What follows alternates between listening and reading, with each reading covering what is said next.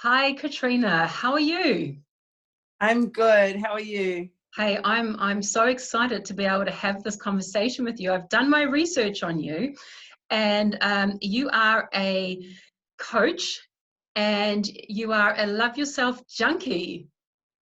How exciting is Yes. that, especially at a time like this where, COVID-19 is affecting each and every single one of us in its own brilliant way.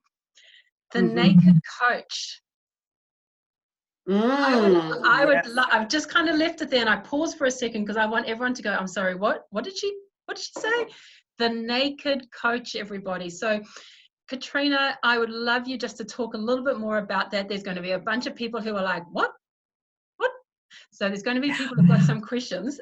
Now is a bit of chance for you just to please share with us, enlighten all of us who are questioning what it is that you as the naked coach would do. I know you all over social media and Instagram, Facebook as the naked coach, and you've got a website, katrenagrace.com, for anybody else who's keen to find out more about you, but just go for it. Let us know what you do. Yeah. Thank you so much for having me here today. It's so great to reconnect with you, and I love the movement that you're doing here. Thank you. So yeah, I definitely get that a lot with the naked coach, and everyone like, so what does that mean? Are you naked all the time? Yeah. So yeah, so essentially what I love about how bold the naked coach is and can be is that it does stop people in their tracks and make them check like what does naked mean to them.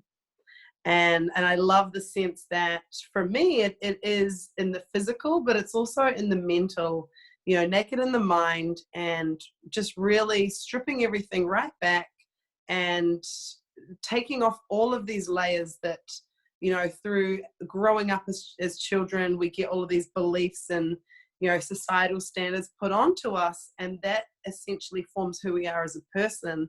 And you get to a certain point in your life and you're like, I don't even know who I am anymore. So the naked coach is about allowing people to really strip back naked and just dress themselves how they really want to be in this world. I love that. So for anybody who was absolutely triggered by being naked, right? It's a fear. Mm. People have so many dreams of being naked in public. It would be the worst nightmare of some people. Some people are like, bring it. I Yeah. want to get rid of these clothes. And of course, they may not be the people who necessarily, or I don't know, maybe they are the people as well who are drawn to you because they're, let's get naked, right? But you're going Mm-hmm. to have a bunch of people who are like, oh, the naked coach, I don't know. Are you a sex coach? Do we get naked? What's happening? So, help people who have these concerns right now to understand what would a coaching session with you actually look like? Like, are they Right. getting their clothes off? Right. Well, so a coaching session with me realistically is just about freeing you. Like, how do you want to be? So I meet all my clients where they're at, and I help support them to where they want to go. So, hey, if you want to be naked, you can be naked and we can do this. But if you don't want to be, it's totally fine. That's not where it all comes from, is being naked.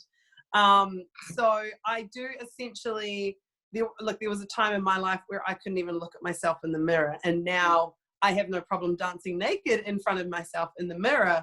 So I love to be able to take women from where they are and just get them that little bit closer to being so much more comfortable in their body naked. Whether it's when they get out of the shower and look in the mirror, or being naked in the bedroom with their partner so they can actually fully love where their body is at right now. As opposed to having all those negative thoughts and those put downs and low self-esteem and low self-worth and low self-belief, and from all the other stories that potentially we've fed or been fed, or been made up in our own minds around stuff, or society has said, oh, because you're not a size 8, you're fat, anything like that. As women, I guess we're so quick and easy just to assume that that is meant for us and that we need to take that on board. So Yeah. if when you're working with people, I can imagine that you would probably delve down into what are those beliefs and what, what's your sense of identity, and is it actually serving you right now? And if it isn't, to go, let's take a look at that. I Yeah, love that. absolutely. Yeah. I Yeah. think that, It's oh, you've disappeared on me. Sorry. Welcome back. Just a micro pause, everybody. So she's back now. But I love that, and I think that that being naked means that you're stepping into a vulnerable space, right? You're stepping into a space where you're not able to cover up, where you're not hiding behind things. You don't have your hands up in front of your face. You're actually saying, this right now, this is who I am, this is what I look like, this is how I feel like, this is what I'm thinking, this is what I'm believing. And with COVID right now, right, we have potentially got a buffer system. We've got a protection around ourselves. We are putting a wall up between people who are either draining us or who are feeding us, our fears, who we're buying into, social media, for example. Not everything that we're hearing and seeing on Facebook or whichever platform you're on is necessarily true. So sometimes we're hiding behind that, or we're all going to die. Whatever the case may be. Make sure you wash your hands 500 times a day. Okay, all right, 500. I'm only on 499. Am I going to die now? It's all over. Yeah, it's all over. So if we were, I guess what you're saying is, and what you invite with your clients that come to you, is that you're actually saying, let's just stop and let's just reassess exactly where it is that you're at right now. Yeah. And let's see whether or not it's serving us. And with COVID right now, we're all, as of, I believe, midnight tonight in New Zealand, because you're in New Zealand, to really stop and just go, what protection, what stories am I hiding behind? What walls am I putting up? How many more layers am I covering myself with? Because if we're going to do that, by the time we get out of it, we're going to have to do a lot of work to undo it. Would you agree? I agree. Absolutely. Yeah. There is so much going on in the world right now, and everyone's beliefs that are coming out.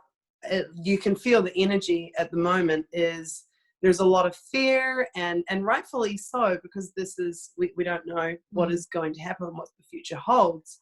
And one thing that I really would like people to understand is we're all in this massive wave, but just like the ocean, there's so many different waves in the ocean, and everyone just needs to realize, like, it's okay to be on your own wave and let it roll with yourself, that if your wave isn't going to look like everybody else's wave, and just to be okay with where you're at right now. And I guess we're not always going to catch the same wave, and we're not always going to catch the same wave in the same way, right? Some of us are going to be on long boards, and some of us are going to be on short boards, and some of us are going to be on a boogie board, and some of us are going to be like, oh, I missed it, under the wave, So I love that, because that then gives us the freedom to go, just because it appears that somebody else is doing this better than us and they're coping better, doesn't mean I'm actually not coping. Right? Exactly. I've just called the wave differently. I love that analogy, because it gives you a sense of empowerment, doesn't it? Yeah. And absolutely. And would I be right in saying that is part of your work, that is part of what you're doing, is aiming to empower people as well? Yes, to help people really step back and just look at what are the beliefs that they have about themselves, about their life, and the world that they live in, and the people around them. And really understand, is that the identity that they would love to have about themselves? And do they identify with those beliefs as being true to themselves? So, like there is, you're a wave, I'm a wave, I look nothing like you, you look nothing like me. So whatever's going on in your world, I'm seeing it through my perspective, and that may not actually be true for what is going on for you.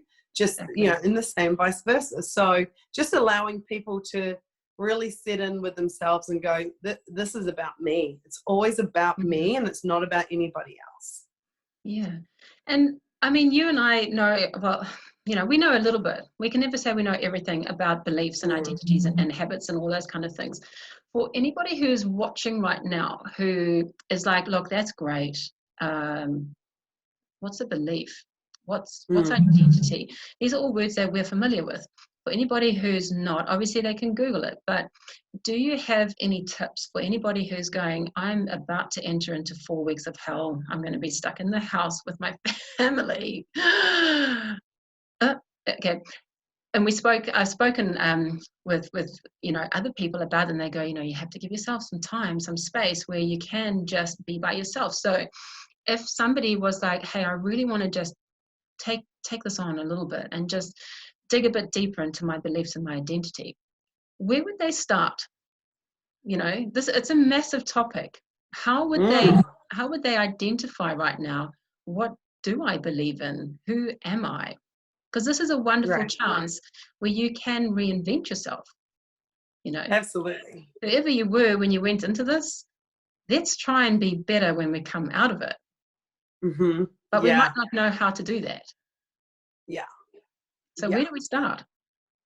I guess it is with really how I love this time right now, because I have been self-isolating for the last 6 months because I have actually been shifting my beliefs and my identity.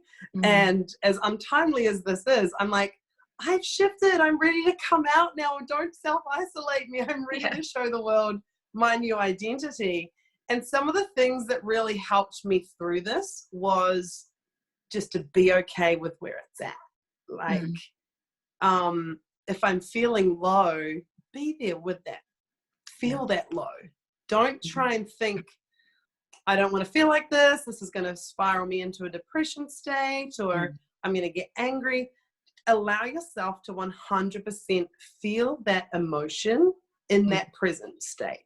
Because you allow yourself to feel it doesn't mean that it's going to stick there like glue and be the state of mind for you for this whole 4 weeks.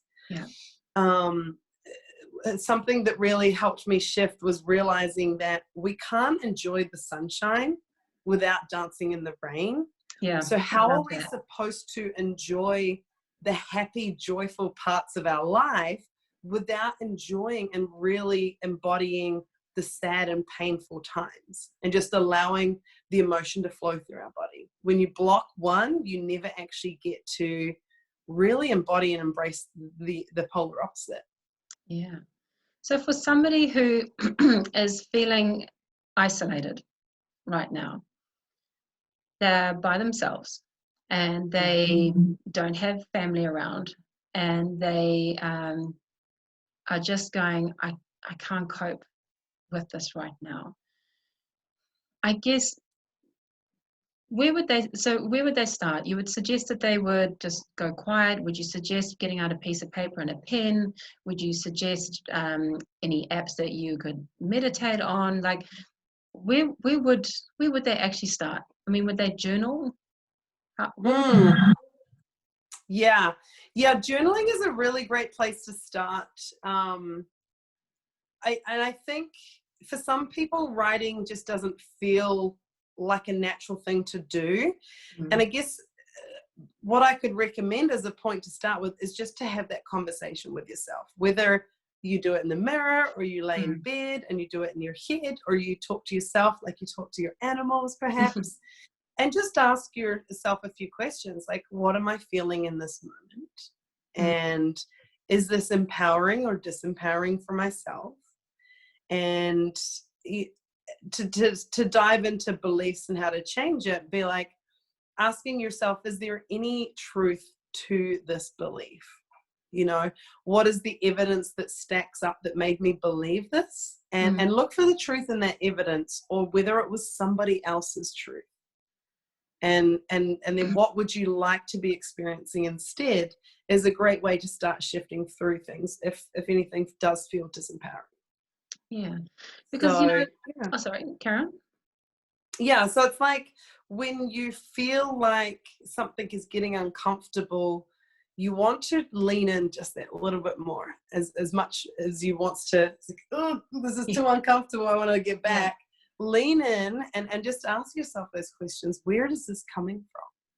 Have I experienced this before in the past? To really get you to feel into, does this actually belong to me? Is this my belief that I want to have about myself, or something that I've taken on from someone else?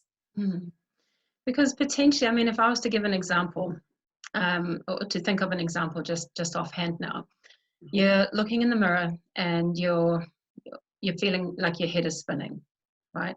I can't cope. I can't cope with this. I can't cope with this. I can't cope with this. I can't cope with this.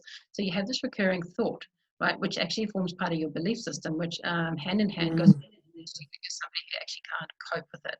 So your belief is, I can't cope. My identity is, I'm somebody who can't cope. Yeah, I struggle with any change. Your habit is to continue to think about that and to continue to prove to yourself that you can't cope. So if we take something simple like that and jump in whenever you feel, but if you take something simple as I can't cope, I'm not coping, I can't cope, I never cope, I've never been able to cope, a way to potentially stop and to get out of that is to go right up at the top of your page, I can't cope. Okay, now let's go into it. Why do I feel like I can't cope? Oh, because life is out of control. I've been forced to do this. I have to do that. We've been told I don't know about my work. Blah, blah, blah. Just get it all out. Get it all out of your head. This is what's going to stop those cogs from spinning in your brain, right? And to stop you from feeling like you don't have control. And then to go, when in my life have I coped? And then you can be like, your first thing is going to be like, no, I can't cope. And you go, okay, but if I was to have coped, let me take a look back at anything. Okay, so I made it through junior school. I must have coped to some level. I made it into the netball team. I must have coped to some level. I performed then. I must have gone and done some trials, and I must have done it. I finished a degree in, tertiary education. Yeah. I must have coped, right? Yeah. So then you start to go, wow, I got a job. That's scary. You went for an interview, maybe. You coped through that. And then you start to write all those things down. Mm-hmm. And now with that awareness, you're going, maybe I am somebody who copes. And then it might be a case of going, an example might be, well, why do I feel like now when I can clearly cope that I can't cope right now? Mm-hmm. And then to go, because this is out of my control, because I'm scared, and then to start going, what can I do? Yeah. I love that concept, and I would really take it even further to the sense where what is that thought that's going through my head? And it is, I can't cope.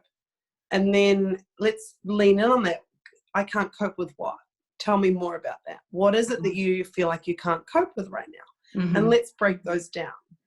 Yeah. And then when you think it's, I can't cope with being stuck inside the house,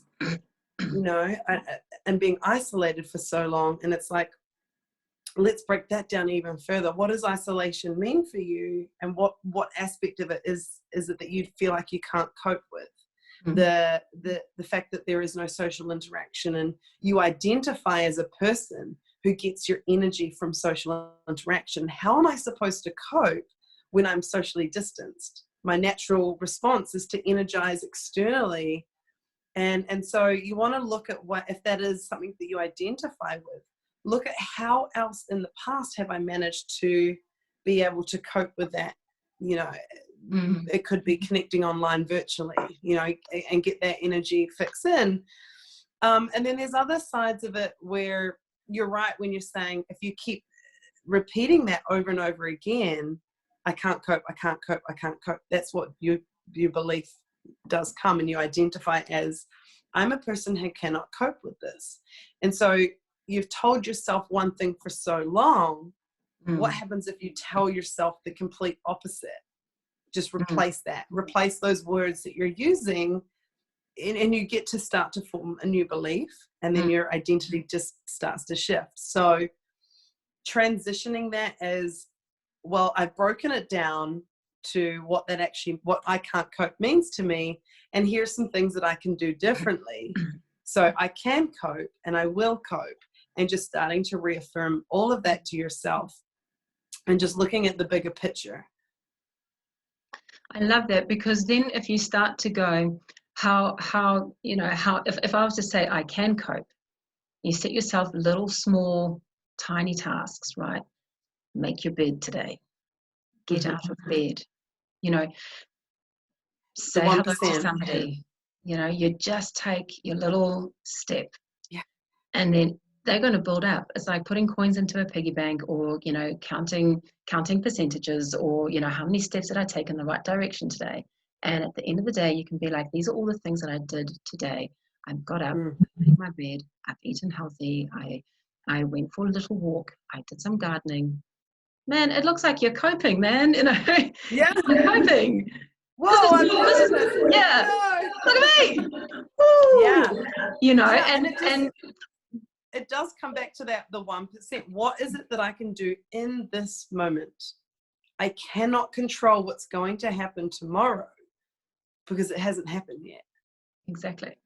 So what is it that I can do in this moment? Oh, I can walk outside and pretend like I'm going to go and have a social interaction, and just get outside and enjoy that. And just that, what's that thing that you can keep doing in this moment and stay in the here and now. And I absolutely love the book, The Power of Now by Eckhart Tolle. That was a big pivotal moment for me, pulling it back to being in the now rather than, you know, anxiety is about the future and depression is about the past. And so without worrying about the future and the past, you just get to be present in the here and now.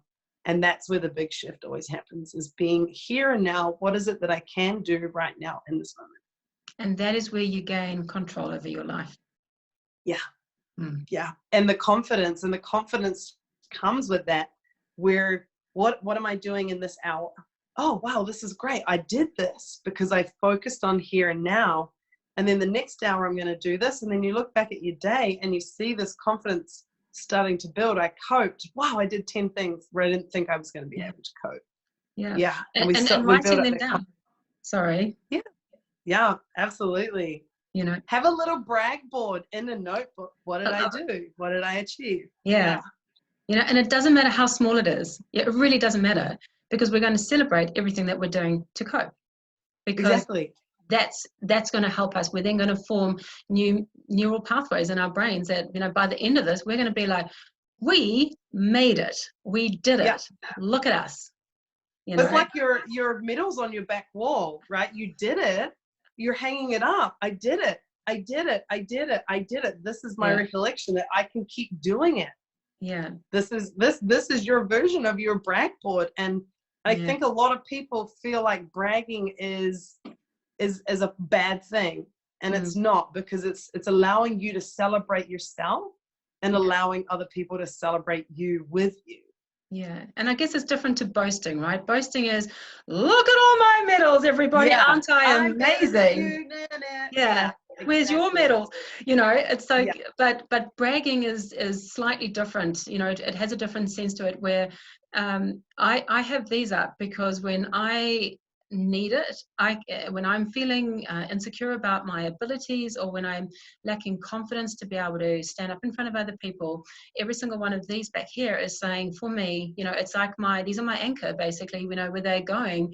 Well, when you did that competition, that was at the Worlds, and that one was at Auckland, and this one was, you know, in Kuala Lumpur, and you stood up there in front of a whole bunch of people that you didn't know, and you shouted out something, and you performed in front of other people, you know, and it's like, did I?